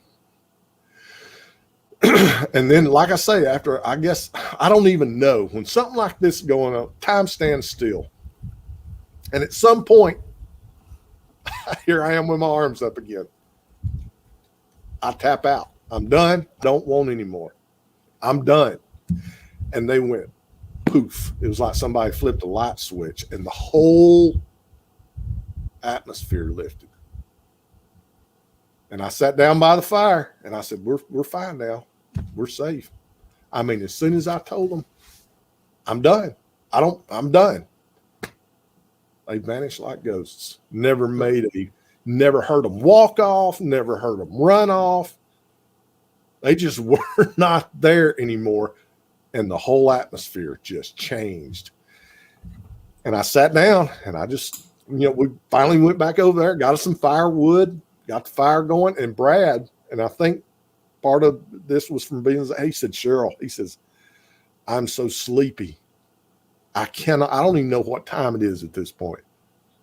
He said, I can't hold my head open. He said, I don't know what it is. He says, and he just crawled in his sleeping bag. And next thing I know, he's snoring. And my adrenaline's jacked. Ain't no way I can go to sleep. But I did not feel any fear at all after that. I said, they're not coming back. They're not going to mess with us the rest of the night. And I was wrong. The next morning I get up and Brad's standing over there and he's got all his stuff packed. I said, man, you ready to go up to the falls? He said, hell no, get me out of here. Get me out. I want to go home. I don't blame him one bit because I was ready to go too, to be honest with you. I was just kind of halfway joking with him. And this guy comes walking down the trail, older gentleman. He's got this huge backpack on. And he comes up and he's just as friendly as he can be. And I'm over there packing my stuff up. And, man, did you guys hear all that racking up and down this river last night? Nope, don't know what you're talking about, buddy. I just went on, racking, man. And then he left out of there. And but Brad told me when we were leaving, he said, Cheryl, he said, about 4 o'clock this morning, something came and stood right over my tent and shined a white light. He said, I thought it was you. He said, then I heard you snore and I knew it wasn't you. And he said, I reached over and I was getting ready to chamber around into my 9mm. And he said, it just went out. I said, Brad, that's what you get for putting that light in that big one's face back there. He's just paying you back. And on the way home, it was a long, quiet ride. And he looked at me and he said, Cheryl, I thought you were full of, you know what? That's all he said. But I went home. I did. I went home. I was looking through obituaries. I thought we'd seen a ghost. I don't know what. And I pulled all my maps out and I checked it. I said, okay, how could she have gotten to, that woman had gotten to where she was? And in the closest circuit route, she could not have passed me and Brad because she would have been doing it in a thunderstorm and she would have been soaking wet. She didn't have an umbrella. She didn't have anything with her. And I mean, I tried to recreate the scenario, every possible scenario to rule out, and Brad and I talked about it. What'd you see? And he'll tell you. I mean, he'd tell you the exact same story. And It's pretty Yeah. wild. It's pretty wild. So no, I didn't go out and join Team Woo just on a whim. It's a real thing. It's a very real thing. That's always I've seen them. I've seen way more of those lights than I have Bigfoot, and it's always when they're around. You know, what am I supposed to think? It's sure not hallucinations. I can tell you that. I think it's an electrical thing that they do. I really do. You know, I don't know how they do it. Maybe something they evolved with. I won't even step off into that realm on the whys or how. But I know what they can do. For sure. I tell you, to hear that story, it's okay sitting here in my comfortable house, but I knew them boys last weekend around a campfire in the middle of the woods. If anybody else had told me this story, I would like, you're crazy, because I used to be that guy. When people would talk about all the strange things that Bigfoot could do, the portals and the disappearing, and I'm like, you people, you're all mad as hatters. Every last one of you, you're crazy. They cannot do that. You know, these are just wild apes that we hadn't discovered yet. No, sir. I don't travel down that road anymore. Just way, way, way too many. And I can sit here and relay these stories to you. Maybe not quite that intense, but you know. Well, we got less than 10 minutes. What? Yeah. I ran up all your time, man. I didn't leave it. I'm gonna have to save that other story. So if you've got questions, put them in all caps. Yeah. And we will try to run through them as quick as we can. Here's the one right now. Wood Booger Farm asks, Cheryl, do you think the two are related? Lights and Bigfoot? If so, why? Absolutely. And because of what I just described. I've had episode after episode after episode. I don't see these lights when I'm going through the drive-through, or I don't see them when I'm in town.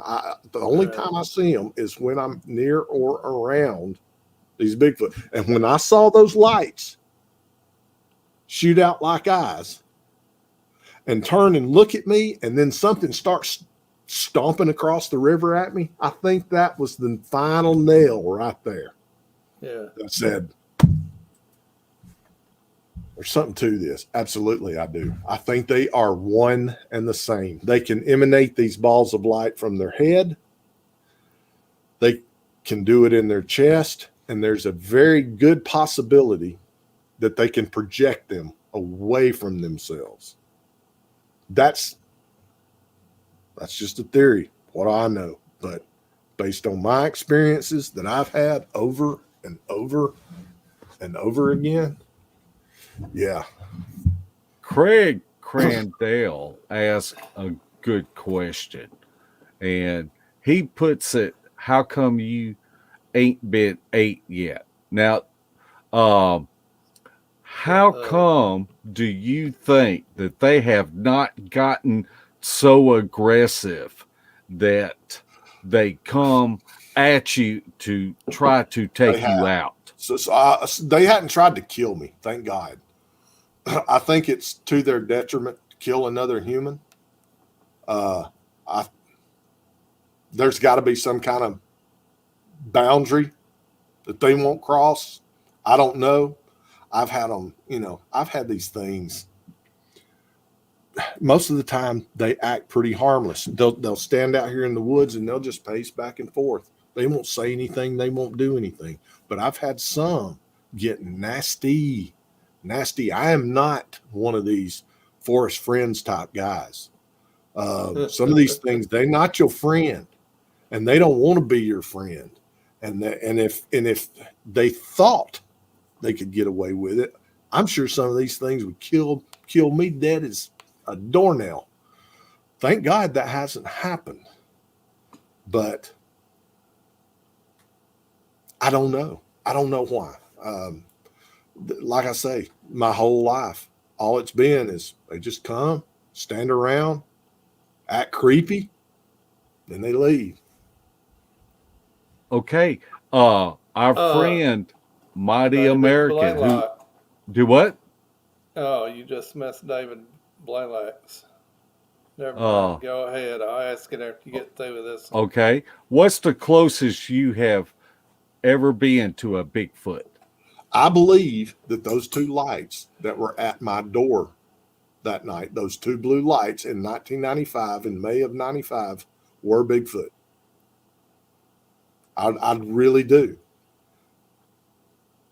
And I'd say within arm's reach, or that time in Ohio, when all of us were in Ohio with Kane and Eric, and that one came up to my tent, and he either got his foot caught on that guy line of the tent, or he was pulling, because I could feel my tent coming out from under me, and he was standing there right over, looking down straight at me, and he was wiggling his toes.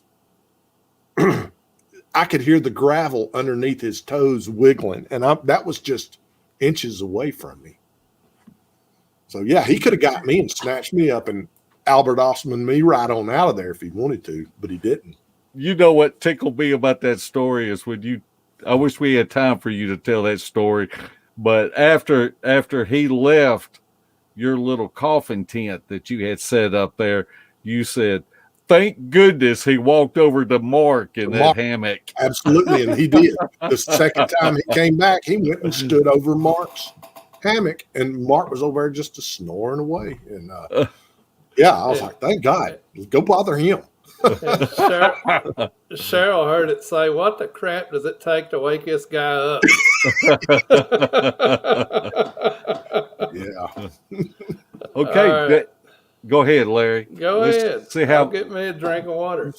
David Blaylock asked, "Ever feel abducted or missing time?" No, I've never experienced. I've heard people talk about missing time before, but to my recollect, I don't ever recall anything like that. And I've often wondered about it. I've got some good, close Bigfoot friends who have talked about that, said and I don't think I want that to happen.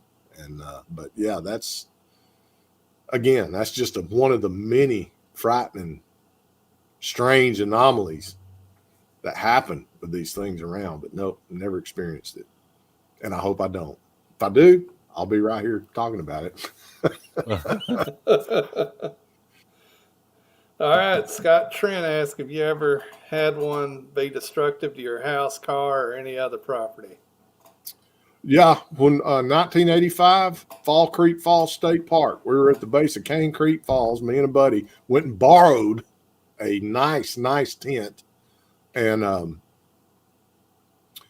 October of 85, and one came into our camp. He came down off the top of the falls, came in there, ran us off, came crushing through the trees, and he destroyed our entire campsite.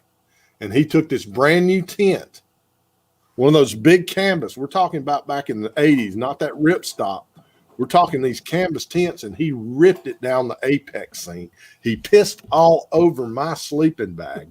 And then he took everything in our camp and he threw it in that splash pool right there at the base of the falls. And then, and here's what we thought it was a bear until the fire we had, because when this thing was creeping down on us, I was throwing that wood on the fire, man. I didn't know what was going on. When I went back to get my sleeping bag and I walked by the fire, I was out there picking stuff up out of the water, and I noticed charred wood floating around. And I looked over at the fire, and this thing you could see its finger marks. It had scooped that fire and threw it right out there in that splash pool. So yeah, but here at this house, they were throwing rocks out here one night, and I walked out on the porch and I just told them, quit throwing rocks at my house. Stop. And they stopped. So, but no, they haven't been destructive yet. Lori and I were sitting in here at the dinner table last summer, calm, no wind, and eating supper. and a dead tree just falls and missed my house like that. I mean, I've got all this on video. How it did not hit and land on my house and cause thousands of dollars worth of damage is beyond me. It just barely missed it. It was just strange, because Lori and I were standing out there in the yard going, that tree's going to be a problem. It's going to come down soon, and it's going to kill somebody, or it's going to land on a vehicle, on the house, or something. It's going to be a problem. And about 2 weeks later, boom, it just drops all by itself. And it wasn't a problem anymore. I just had to get out there and cut it up into firewood. Speaking of that, Sandy D asked, Cheryl, what does your wife think about all of this? She don't. She's indifferent to it. She doesn't want anything to do with Bigfoot, nothing at all. Here's what I tell everybody, if we're sitting around talking like we are now, and you ask my wife, Bigfoot's not real. There's no such thing as Bigfoot. But she knows better. They don't seem to bother her. She's not afraid of them. And that's another weird thing. If you're cognizant of these things and you're like, okay, there could be they're on to you. If you just if you're like, just keep it up. They don't mess with people who don't know about them. But, back years ago in 95, when we lived over there in Chubtown, these things would come right up to our window and start hooting like an owl. When we would have the windows open in the springtime, and I'd just get up and go over there and close the window. Two little ones, two little twin boys would come up, and they'd sit there and they'd cackle and carry on like monkeys. And Lori's like, those sure are strange sounding owls. Them ain't owls. They're not owls. Let's see how fast we can go through these questions. Real fast. JD Sedona asked, have you ever asked them for a sign and gotten a reply? All the time. Yeah. Like, I'll come out here. Y'all here? Anybody out here tonight?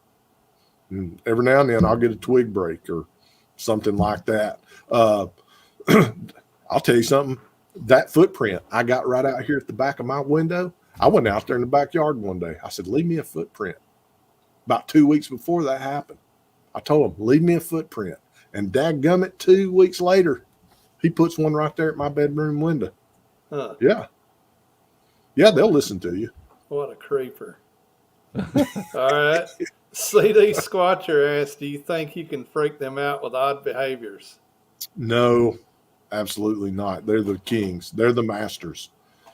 I went down here and we talked about this on the last show. I went down here and built a teepee, like they build down here at the bottom of my yard. They tore it down. They didn't like it. Yeah, but no, I don't know. Me creep them out? No way, man. They are masters. That's what they do. They creep me out. All right. Sissy Lawson asks, would you like to see them or rather just hear them? And how many do you think you have? I think there are 3. There's a large one, there's a medium-sized one, and then there's a really young one. I for the longest time, I thought it was just 2 because that's all I was seeing and hearing, and then that changed. And now there are 3. I know for a fact. I think there are 3 males that do come around, and they're the ones messing around here a lot. Now, when they brought their kids out, I'm assuming that there was a mother, maybe they had brought the whole family with them that night. But yeah, so far it's just 3. All right, Winford T. McGillicuddy, have you had tools vanish and find them way out in the woods or show back up months later? Yes, absolutely. I was building a dog pen in 1997. I had some coon dogs, and I was down on the lower end of my property. I was out there building. I cleared out a bunch of weeds and privet and stuff, and I built a dog pen. And I was out there hammering away and just going to town. And I had a big stump sitting out there, and I had all my tools, my screw gun and nails and everything. And I turned around, and my hammer was gone. And I'm like, the hammer was just right here. And I went in the house. I thought I was losing my mind. And this is in broad daylight. And I searched the whole house, and I finally got so frustrated, I just quit. And I went and bought another hammer, and I come back out there. What's laying on that stump? That hammer. Absolutely. I've seen that many times. And yeah, I was mad. But back then, I didn't know Bigfoot would do that. It wasn't until years later that it dawned on me. Those jokers were messing with me, because they were always over there. Yeah. Messing with us at that, messing with me, messing with my dog. Yeah, I've had that happen. Sure have. Okay, this will be our last question. We are out of time. I'm starting to. Sorry, I was getting ahead. I read her question, Mark, and I'll make this quick. Yes, I'm starting to believe that there is a second clan now. I've got reason to believe, because of their behavior, that there is a second clan following these guys that have been hanging around here regularly. I think they got curious and said, "Okay, let's see what's going on over here." I'll keep you posted. Hey guys, Yeah. Cheryl lives over here. Come over here and see him. Yeah, go mess with that dude up on the hill. He's a trip. Yeah, he'll throw cornbread at you. Cheryl, we'd like to give you just a minute to go ahead and say any final words that you would like to with our audience. Well, I appreciate y'all having me back on the show. It means a lot. I love these guys. Met them way back in Larry, Mark, Shelley, all of them back in 2016, and it has been nothing but an incredible blast and an amazing. We go out and just have so much fun doing this, and I think that's what you should do. Don't worry about all the creepy, weird stuff too much. That just comes and goes. And I appreciate you having me on. And I'm sure there's going to be more antics in the future, and a lot of happenings going on around here. I've got some things that I said I wasn't going to mess with them, but I might mess with them just a little bit, just to see if I can get something. But I don't know. We'll see how that goes. It all depends on my nerve. And it's been fun. I can't believe 2 hours has already gone by. It's just flew by. Yep. It's like that, when we go camping together. You can't believe a week's gone by. I know. This 3 days went by in like a half a day. I couldn't believe it when it was over. It was kind of heartbreaking. It drug for me. That's because you wasn't invited. That's right. But everybody knows we're going to have Cheryl back at some point soon, because he just reloads. He reloads. Yep. And it's great. Like I say, I'll have something going on around here, and we'll sit down and parse it and see what we can figure out. But so far, they've got me stumped, brother. You're Larry, not alone. Do you have any final words? I just appreciate Cheryl coming on again. It's always good hearing from Cheryl. I love you, brother. And I wish we were closer together. Well, next time you head up to LBL, I can be up there in 4.5 hours. So, all right. Maybe 5. Give me a holler. All right. We'll do it. But thanks for coming on. That sounds, I just want to say that we love Cheryl, and I wish that everybody could spend time around him, around the campfire, because he is the integrity this man has, and his ability to tell such to tell these encounter stories. He is a great storyteller, and to be able to go into the detail that he goes in. That's important. The details are very important. Very important. You get him and Dan Ricky at a campfire, and all you got to do is get you a Coca-Cola and some popcorn and listen. We wear each other out, man. It's great. Yeah, it is. We have a great time. I'm ready to do it again. Cheryl, we got a little outro coming up, but I want to ask you to just hang on tight till we go off the air. Cool. Oh, okay. We appreciate everybody that came into the chat room and everybody that watches later, and we appreciate the love that's been shown to us. Absolutely. On this show. And so night footers. Good night. Y'all take. Beast TV would like to welcome all of our new Facebook members. Be sure to check out our pictures and videos of possible evidence. And if you haven't checked out the Files tab, there is a wealth of information that you may find beneficial. If you would like to support Beast TV, check out our gear. We have coffee mugs, face masks, gaiters, shirts, and tank tops. The link is pinned at the top of the comment section. Everything is always marked down 20%, so come check out our junk. We want to thank all of our new subscribers and our faithful followers. Also, be sure to check out our field evidence videos and our sister channel, Beast of the Woods. That's Larry's channel. If you want to help us out, make sure that you are subscribed. Click the thumbs up button, ring the bell, and leave us a comment. We would love to hear from you. Thanks again to each of you for watching, and we will see you again. Same bat time, same bat channel. Night night, footers.